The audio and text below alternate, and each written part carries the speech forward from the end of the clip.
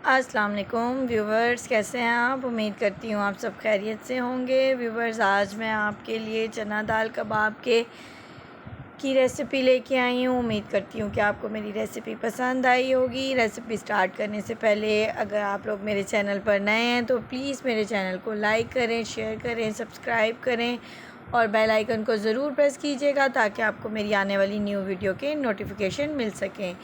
तो आए व्यूवर्स, हम रेसिपी स्टार्ट करते हैं। मैंने 1 पाव चने की दाल ली थी जिसे मैंने रात भर भिगोया और उसके बाद मैंने उसको बॉयल कर लिया है और अब इसको मैंने चॉपर में डालकर अच्छी तरह ब्लेंड करना है। और व्यूवर्स, साथ साथ इंग्रेडिएंट्स आपके साथ डिस्कस करती रहूँगी।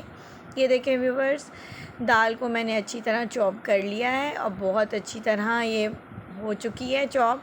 अब इसके अंदर 1 बॉइल्ड मैश्ड आलू मैं ऐड करूँगी। ये बाइंडिंग एजेंट का काम करता है। आपको पता है कि कबाब को बाइंड करने के लिए हमें इसकी ज़रूरत पड़ेगी। ये देखें, 1 आलू था नॉर्मल साइज़ का जिसको मैंने बॉयल करके उसका मैश कर लिया था। अब इसके अंदर मैं कुछ ड्राई स्पाइसेस डाल रही हूँ जिसमें भुना कुटा ज़ीरा है, साबुत ज़ीरा है, सूखा धनिया है, हल्दी है, पिसी हुई लाल मिर्च, थोड़ा सा अनारदाना और हाफ़ चम्मच सॉल्ट का ऐड किया है।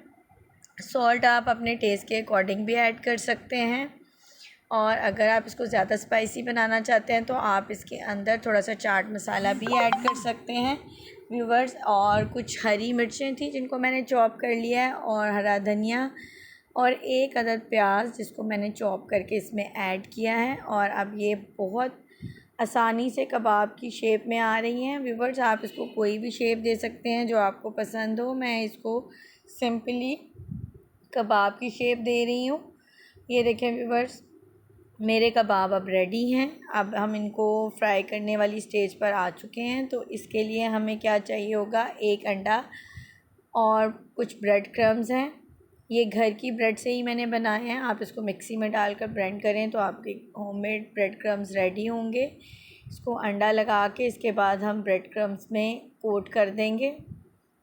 व्यूअर्स, ये बहुत अच्छी बनती हैं। आप इसमें कम स्पाइसेस डाल के अपने बच्चों को दे सकते हैं लंच बॉक्स में। बहुत अच्छी और बहुत हेल्दी होती हैं, बच्चों के लिए बहुत यम्मी होती हैं। बच्चों को दें लंच बॉक्स में, बच्चे बड़े खुशी से खाते हैं। ये देखें व्यूअर्स, ये रेडी हो गई हैं। अब हम इनको फ्राई करेंगे। और व्यूअर्स, अगर मेरी रेसिपीज़ पसंद आती हैं तो प्लीज़ मुझे कमेंट बॉक्स में ज़रूर बताया करें, अपना फ़ीडबैक ज़रूर दिया करें। तो मैं अपनी टिक्कियों को शैलो फ्राई कर रही हूँ। आप लोग डीप फ्राई भी कर सकते हैं, लेकिन शैलो फ्राई में ये है कि ज़रा जो लोग हेल्थ कॉन्शियस हैं उनके लिए भी ये बहुत बेहतर रहती हैं। तो ये देखें, आप शाम के स्नैक्स की तौर पर भी इसको इस्तेमाल कर सकते हैं।